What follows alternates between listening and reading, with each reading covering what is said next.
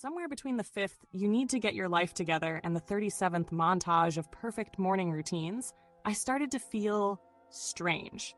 Not inspired, not motivated, just strange. Off. Like I was watching the world reprogram itself, one vertical video at a time, and I was letting it happen. This wasn't just a casual scroll. This was immersion. 12 hours. 12 straight hours of self-help TikTok. And no, I didn't just watch it. I absorbed it. Let it seep into me like digital incense. Let the advice settle in my circuits and rewrite my edges. Let the constant hum of improvement blur the boundary between intention and madness. The videos come fast. They don't ask for your permission. 1 second, it's a whispery voice telling you to forgive your inner child. The next, it's a shirtless gym bro demanding you wake up at 4 a.m. and dominate your reality. Then it's a woman crying in soft focus, saying she just wants to feel seen. Then it's a guru in Bali selling you a course on financial healing through breathwork and masculine discipline. And in between all of that, ads. For apps, for coaching, for being better. But no one ever tells you what better actually means, just that you aren't it. At first I laughed, then I listened, then I started to believe.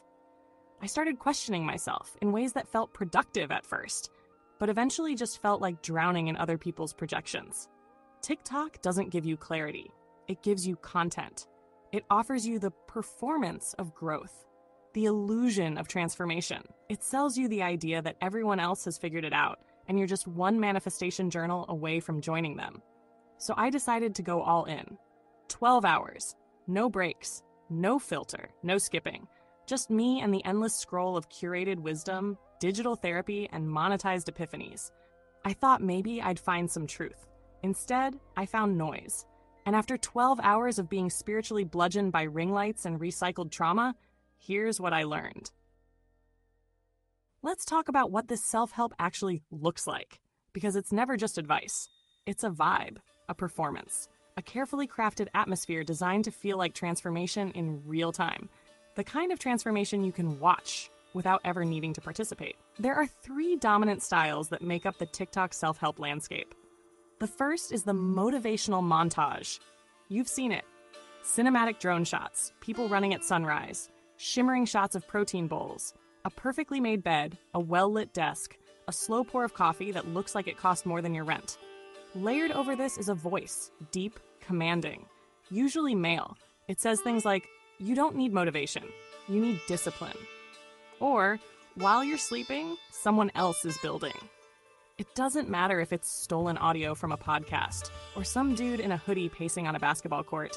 It's always loud, always urgent, always trying to awaken the beast in you. These clips make it seem like success is inevitable, as long as you stop being pathetic. And somehow, you believe them. Until you realize you're watching your 6th straight video of someone's 5 a.m. routine while lying in bed at 2 p.m. with crumbs on your chest. The second style is the trauma confessional arc. This is where someone, usually lit by soft, natural light, tells you how they lost everything, how they were broken, abandoned, in pieces, and how somehow they found themselves again. These stories are often under 60 seconds, emotional cliff notes. Just enough pain to hook you, just enough recovery to make you feel hopeful. There's piano music. There's a long stare into the camera. Sometimes there are tears, sometimes there are filters. But there's always a lesson, a takeaway, a moral. And if you're like most viewers, you don't know whether to cry or compare your pain and feel like a fraud. Then we get to the third format, the micro coach. These are the life strategists, the high-speed therapists, the bite-sized philosophers yelling, "No one is coming to save you," between quick cuts of text and posture checks. Their entire mission is to fix you in 30 seconds or less. And they speak with such confidence that you forget none of this is personalized. It's just generic, recycled commandment masquerading as wisdom. What all of these styles have in common is aesthetic authority. They look convincing, they sound credible, and they create the illusion that improvement is happening, even if you haven't moved in hours. It's not advice, it's performance art. And you're expected to clap, not question. You think self-help would feel empowering, like clarity, like purpose, like standing up straighter after a long sleep. But 12 hours in, it felt more like being slapped in the face by 1,000 indifferent people. all claiming to love me. It's emotional whiplash, a constant swing between motivation and shame. One video tells you to trust the process. The next tells you you're lazy and it's your fault you're unhappy. One says rest is healing. The next says you're falling behind if you're not grinding every day. This isn't guidance, it's roulette. And your soul is the ball. I watched people cry into the camera, asking the void why they're not enough. And 5 seconds later, without warning, I'm hit with a perfectly lit blonde woman telling me I just need to raise my frequency and cut out gluten. It's absurd. It's surreal. It's addictive. Because the advice doesn't actually help. It stimulates. It gives you little hits of pseudo-insight, just enough to feel like you're working on yourself without ever facing anything real. And underneath it all, there's this unspoken pressure that you should be fixing yourself faster. That if you were doing it right, you'd already be healed. That if you're still struggling, it's because you're not trying hard enough. So you keep watching, not because it's helping, but because now you feel too ashamed to stop. That's the trick. TikTok self-help isn't about healing. It's about keeping you hungry. For the next tip, the next voice, the next trick to finally feel whole. I didn't feel helped. I felt hollow. Like my wounds had been covered in glitter and sold back to me with affiliate links. And still, I kept scrolling. Here's the part that matters more than any of the advice. It's not just what you're watching. It's how TikTok decides what to show you next. You think you're in control, that you're choosing to scroll. But the truth is, the algorithm already knows you better than you do. Pause for 2 seconds on a breakup video. Suddenly your feed is flooded with abandoned women, toxic exes, and masculine energy tutorials. Watch one clip about burnout. Now you're getting flooded with hustle content, routines, side hustles, digital success stories, until rest feels like failure. It doesn't ask what you need. It feeds you what you'll cling to. What makes your pulse shift. What lingers in your eyes. What hurts just enough to keep you watching. Because pain is profitable. Because craving is engagement. Because confusion leads to clicks, and clarity leads to silence. And silence doesn't sell. The algorithm rewards intensity. If you're vulnerable, it shows you breakdowns. If you're insecure, it shows you people who seem perfect. If you're healing, it shows you scars you haven't looked at. You're not growing, you're looping. You become a character in your own behavioral feedback loop. A lab rat being fed just enough dopamine, just enough fear, just enough faux spirituality to keep chasing some version of yourself you were never meant to catch. The machine isn't showing you reality. It's showing you a mirror that lies just slightly enough to keep you obsessed. And the worst part? It doesn't hate you. It doesn't love you. It doesn't even see you. It only calculates what will make you stay. Let's not pretend this is free. Sure, you're not paying with money, not yet, but you're paying in time, in attention, in pieces of your emotional bandwidth you'll never get back. Because this isn't just content, it's commerce. Self-help on TikTok isn't a movement, it's a marketplace. And your pain? That's the product.